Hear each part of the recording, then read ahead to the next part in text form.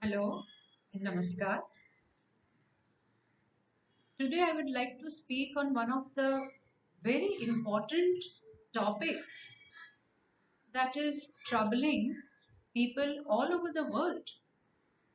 And it is said to be one of the major illnesses of the century, and that is depression.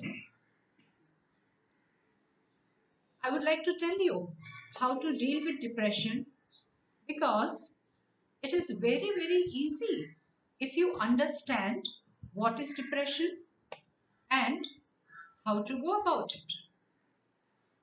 So let me start that depression occurs when you are really bogged down by a problem, whether it is loss of job, whether it is a broken relationship or financial loss or failure in exam or any such difficulty, including death of a loved one or a fatal illness or a chronic illness.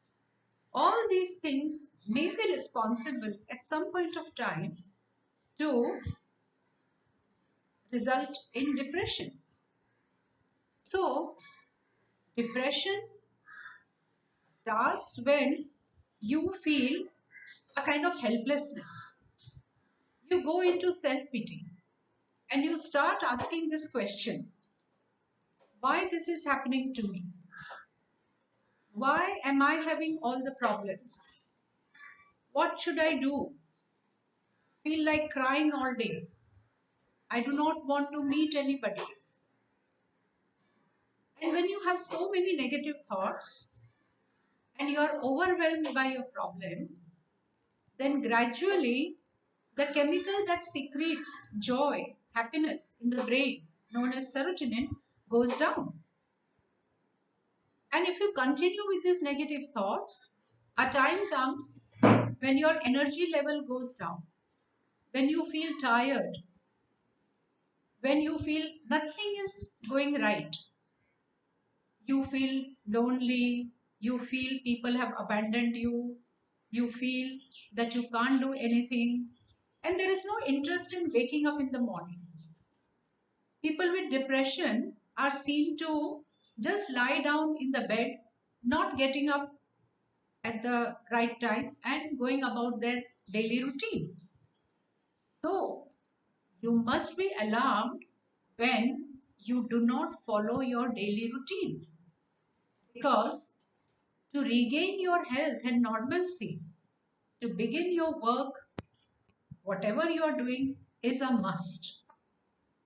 Remember one thing: depression is not a disease, it is just a condition, and it is a phase that can go away if you start helping yourself. Mother has very rightly said that depression is a disease of the ego. Why she says that? Because there is a lot of concern with one's own self. Concern like, this is what I like, this is what I don't like, this is what I can do, this is what I cannot do, I hate this thing, I like this thing. So there are so many preferences, there are so many likes and dislikes. There's so much self-centeredness which makes one very narrow, and you get so restricted. You're only and only preoccupied with yourself, your comfort, and you shut out people from your life. You don't communicate well with your family, friends, spouse, or kids, or colleagues. And if it prolongs, then it becomes a full-fledged depression. But if you try and help yourself sooner, you will never need any medication. So let us now come to the point that what you can do. There are very easy steps. I will give you 3 important steps which has helped many people in the world to get out of depression without any medicines.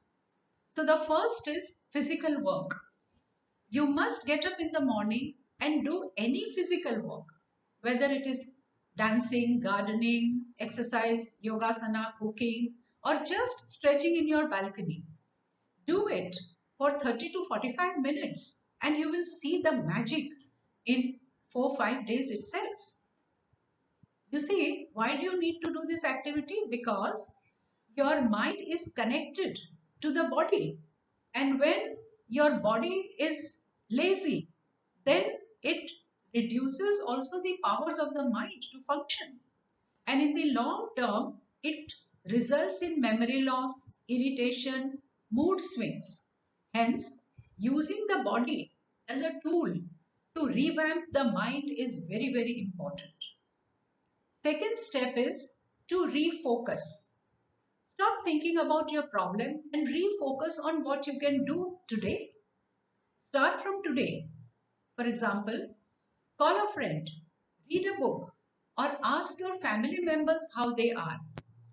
Because as I said earlier, that when one is in depression, one goes on entertaining negative thoughts, such as, why is this happening to me? Why people are against me?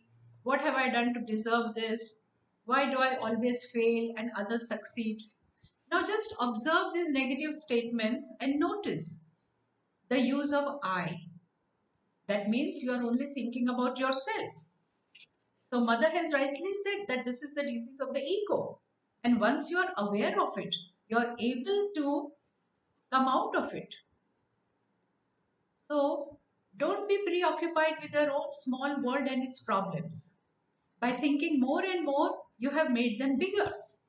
Just think, can any problem be solved by just dwelling on it all the time? Can any negative thought ever bring in positivity? No. So refocusing on what your goals are, what your duties are, what your work is, start doing that. And the third step is give yourself some good affirmative thoughts.